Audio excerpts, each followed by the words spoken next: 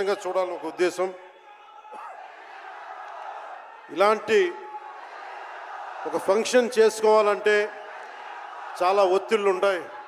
అలాంటి పరిస్థితుల్లో ముఖ్యంగా హైదరాబాద్ తెలంగాణలో పర్మిషన్ ఇచ్చిన ఈ సభకి పర్మిషన్ ఇచ్చిన గౌరవ ముఖ్యమంత్రి శ్రీ అనుముల తెలంగాణ గౌరవ ముఖ్యమంత్రి శ్రీ అనుముల రేవంత్ రెడ్డి గారికి ప్రత్యేకించి నా ప్రత్యేక ధన్యవాదాలు, హృదయపూర్వక నమస్కారాలు.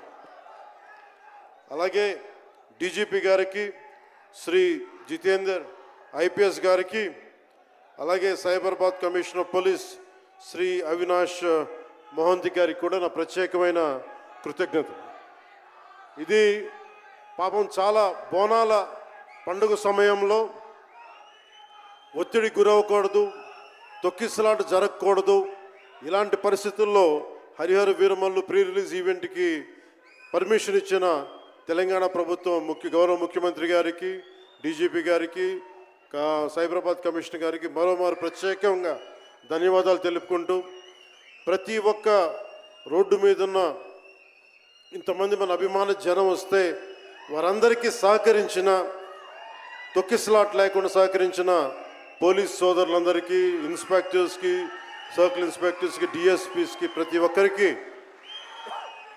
అభిమానుల తరపున, హరిహర వీరమల్లు యూనిట్ తరపున నా ప్రత్యేక నమస్కారాలు, కృతజ్ఞతలు తెలియజేస్తాను.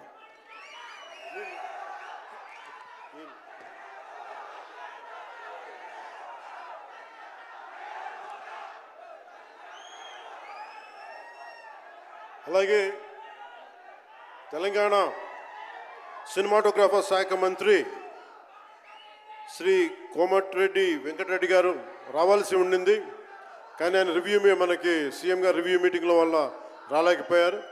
వారికి కూడా నా ప్రత్యేక కృతజ్ఞతలు. అలాగే నేను పాలిటిక్స్కి వచ్చాక, సినిమాలోకి వచ్చి మీ అభిమానాన్ని ఎలా సంపాదించుకున్నాను, పాలిటిక్స్లోకి వచ్చాక నేను స్నేహంతో పాటు ఒక మంచి స్నేహితుణ్ణి, అలాగే ఒక మంచి ఒక మిత్రుణ్ణి సంపాదించుకున్నాను. అది శ్రీ ఈశ్వర్ ఖండ్రే గారు. And I found a great friend and a great brother in him. I am truly grateful to you, sir, from coming all the way from Karnataka, for making your time in your busy schedule, and I'm eternally grateful to you for making your presence felt here. Your blessings and your kind words and your good words are truly inspiring, and we will truly cherish this moment with you, sir. We are grateful to you. అలాగే కందుల దుర్గేష్ గారు, గౌరవ పర్యాటక సాంస్కృతిక శాఖ మరి cinematograph శాఖ మార్చులు, ఆంధ్రప్రదేశ్ ప్రభుత్వం. అలాగే ప్రత్యేకించి రఘురామకృష్ణరాజు గారు, మీకు తెలుసు కదా, ఆయన గురించి చెప్పక్కర్లేదు కదా, గౌరవ ఆంధ్రప్రదేశ్ శాసనసభ ఉపసభాపతి. ఆయన మాటని శాసనసభలో చూడాలి, చాలా ఆనందంగా ఉంటుంది ఆయనతోటి. వారికి కూడా నా ప్రత్యేకంగా ధన్యవాదాలు.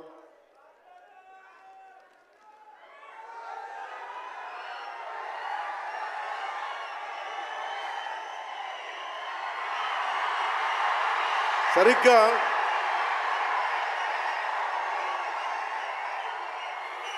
ఒక 2 సంవత్సరాల క్రితం భీమ్లా నాయక్ రిలీజ్ అయినప్పుడు,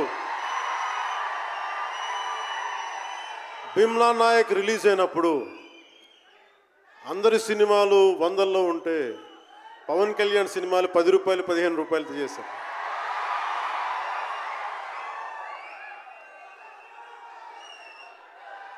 నేను ఒకటే చెప్పాను ఆ రోజున, మనల్ని ఎవడు రాపేది.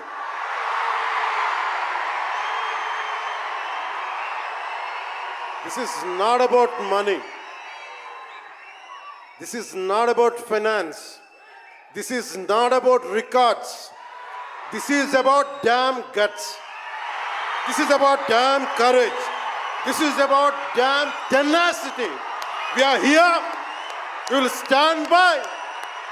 We will serve justice.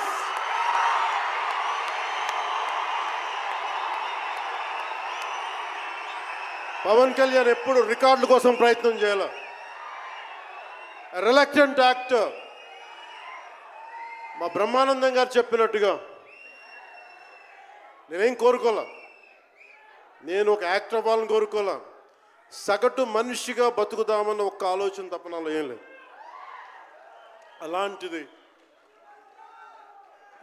నేను పొద్దున ప్రెస్ మీట్లో రత్నం గారి గురించి మాట్లాడాను. ఇప్పుడు మీకోసమే మాట్లాడతాను, నా అభిమానుల కోసం. ఈరోజు నేను ఇక్కడ నిల్చున్నాను, పడి లేచాను, పడుతూనే ఉన్నాను, లేస్తూనే ఉన్నాను. దానికి కారణం ఒకరే, మీరే.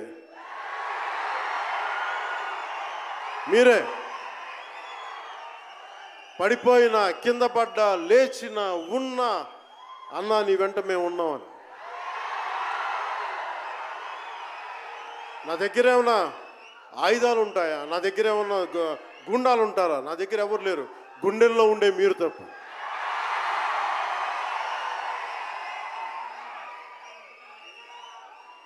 దాదాపు నేను 96లో నా మొదటి సినిమా అక్కడమ్మ ఇక్కడబ్బాయి. ఇది 2025 అంటే ఆల్మోస్ట్ 29 to 30 years. అంటే దాదాపు 29-30 సంవత్సరాలు నేను చిత్ర పరిశ్రమకు వచ్చి. ఎలా ఉంది అంటే నాకే తెలియదు, అలా కాలం ఇట్లా అయిపోయింది. కానీ కొంత వయసు పెరిగిందేమో కానీ గుండెల్లో చావు ఇంకా చావాలి, బతికాం.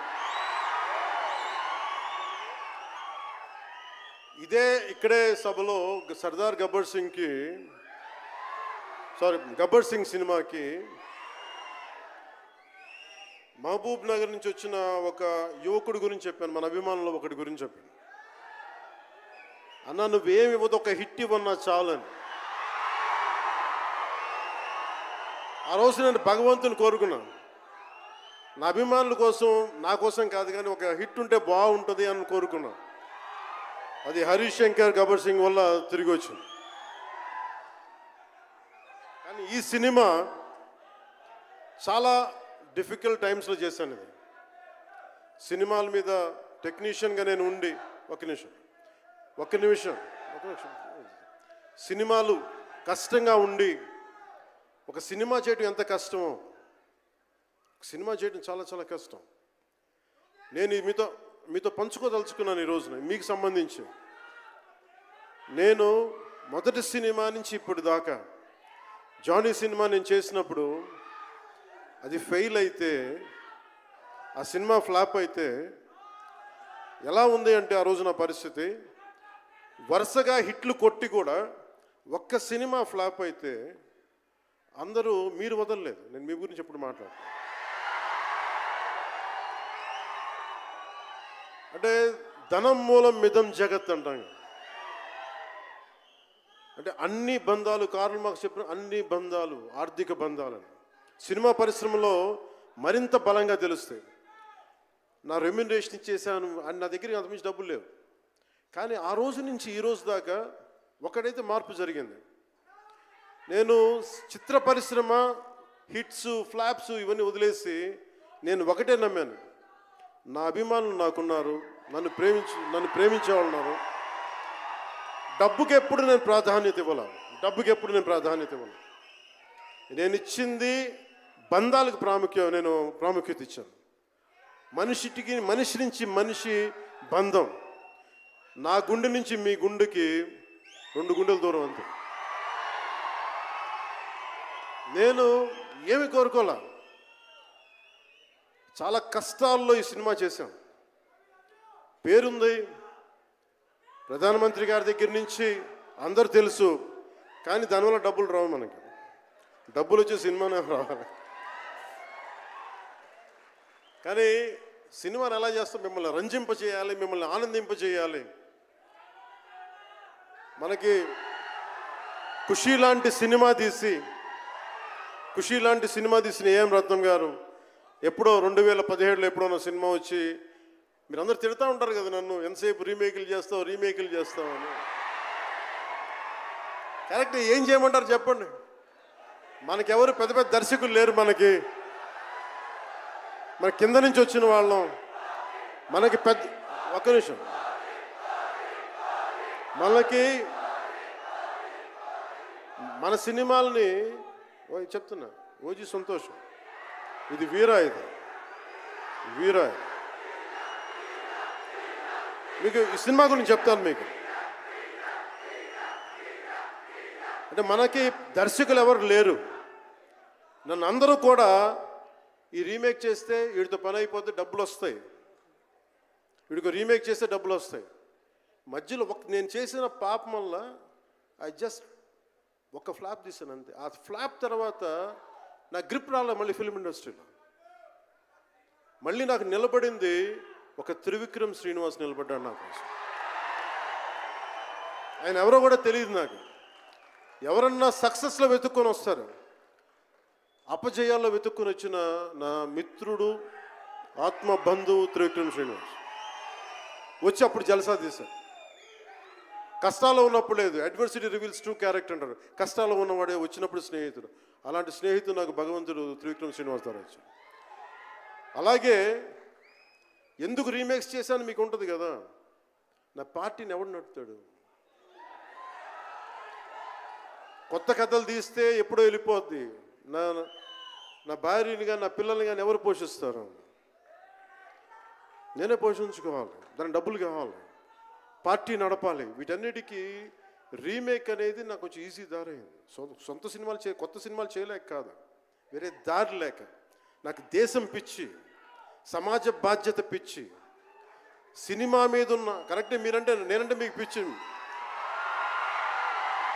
అలాంటి నేను ఒక మంచి సినిమా రావాలని కోరుకుంటే అది రత్నం గారి ద్వారా వచ్చింది. కోరుకున్నాడు ఆయన, నీతోటి ఒక బలమైన సినిమా తీయాలని. ఏదో ఆయన కూడా ముందు రీమేక్ వచ్చారు, అవి అటు ఇటు తిరిగి యాక్చువల్గా క్రిష్ గారి వల్ల ఈ సినిమా వచ్చింది. ముందు జాగర్లమూడి